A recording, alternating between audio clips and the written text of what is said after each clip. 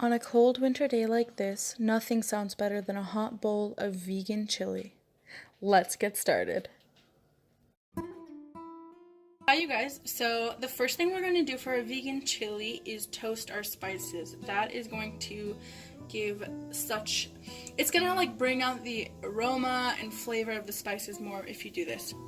So in here I have a tablespoon of cumin, 2 teaspoons of smoked paprika, 1 teaspoon of garlic powder, half a teaspoon of turmeric, which is optional and it's not traditional, but you can't really taste the flavor in there and it's really good for you, so that's why I added it.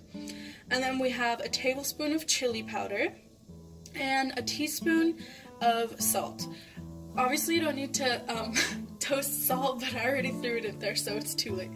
Alright, so I have this pan on a low heat, and you just want to keep it low to make sure you don't burn your spices. And we're just going to let that toast for about a minute. I'm going to shake it up, make sure nothing burns, disperse, and then toast some more, and we'll be right back.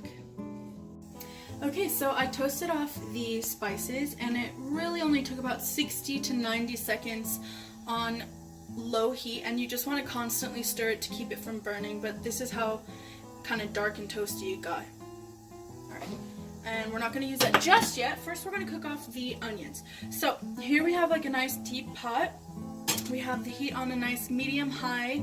I kind of like to start off high. And we have about 3 tablespoons of vegetable oil in the pot.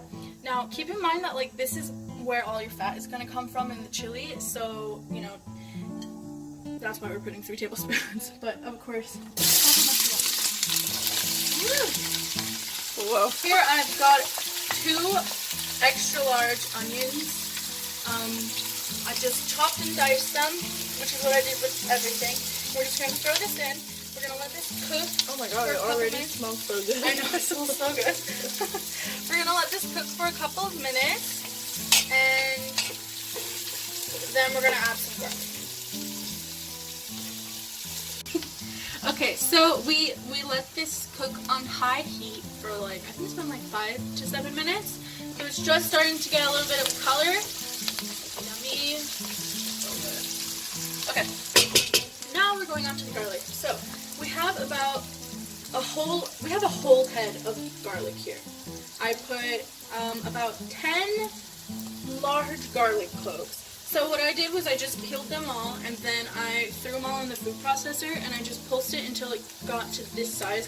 We're just going to cook that off for another 2 to 3 minutes until you can like really, ooh, that looks so good, until you can really smell the garlic. Okay, so we let that cook for another like 3 minutes, and now I'm going to add the spices in. So this is a lot of spices. I recommend adding maybe half at first, and then you can increase it if you feel it needs more, you know, at least for the first time, so you can see how much spice you like. Alright, so I put a little bit more than half there.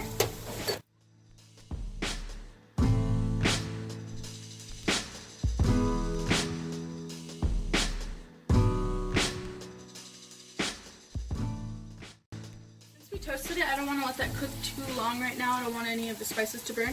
The next thing we're going to add is our tomato paste here.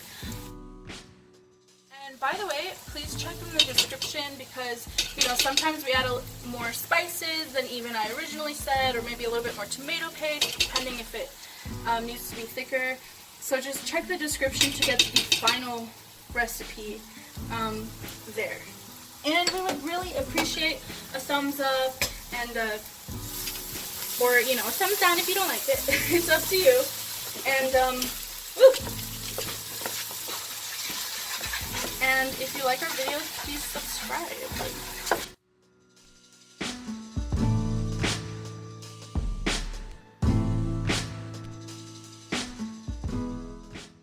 So we let that cook for like a minute or 2.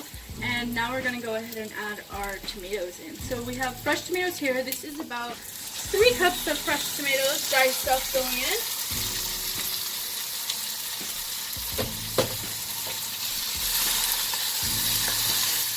Woo!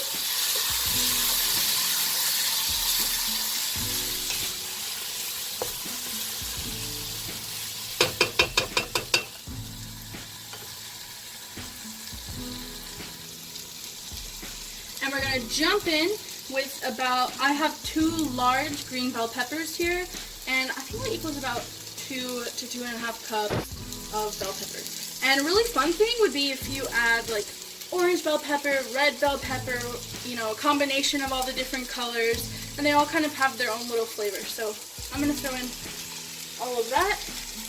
Whoop. We're just going to let these cook down for a few minutes before we add the other ingredients.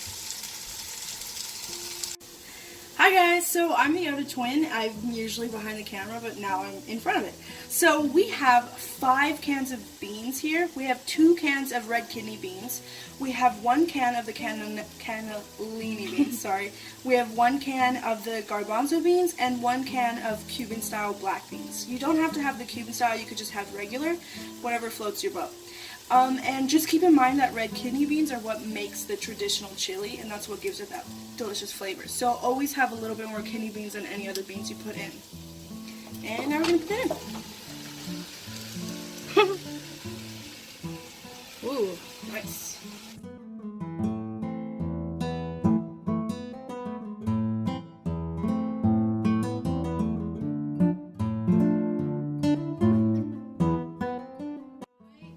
Up some water in our tea thing here and we're just gonna add, this part is up to you, it's all about preference here, it depends on how thick or thin you want your chili to be, and I'm just gonna eye it for now, and then I can add more as it kind of cooks, but you just want to add as much water as you like.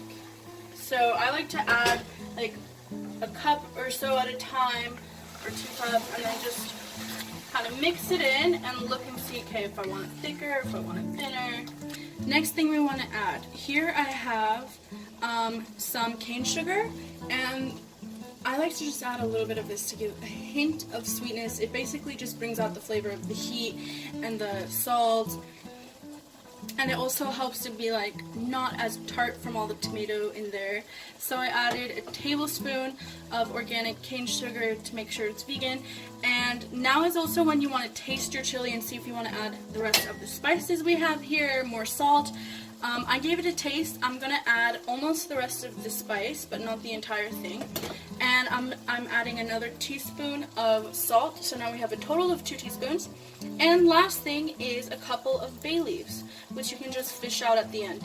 And you don't have to put those if you don't have it. It's not like gonna make a huge difference. This is our seitan ground beef kind of a thing. And if you guys want to see the recipe for that, I have that uploaded, so just click somewhere, either it'll be on the screen or in the description.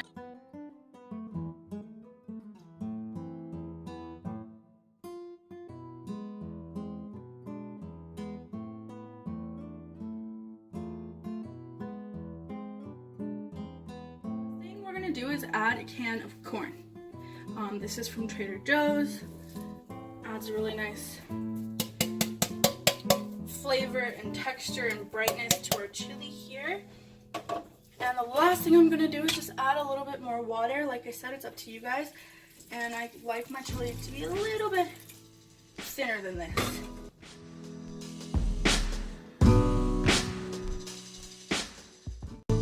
Cooking for about 30 minutes on a low heat.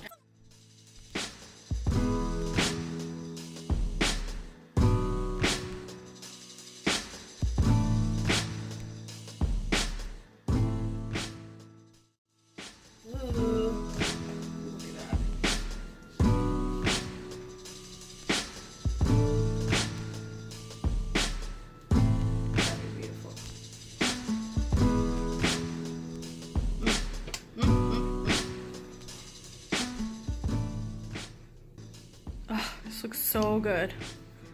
All right, there you guys go. A big old vegan pot of vegan chili, and oh, so good. Guys, I really recommend taking the extra time to watch the video for the like taco meat ground beef seitan, because it, wow, like it transcends this chili. I really recommend it. Alright, so I hope you guys enjoyed the video. Please, comment, like, subscribe, share if you guys want to. Bye! Bye. has so much flavor. Oh, I'm so excited to eat like a whole bowl. Guys, I had to just sign back on real quick or take a video really quick to show you guys this one last time. I just had a spoon of this. This tastes phenomenal. The seitan, oof, it's awesome in there. You guys really have to try this. I highly recommend. It's one of easy, cheap, vegan meals. Quick. Ooh, she got both too. So good. All right, bye.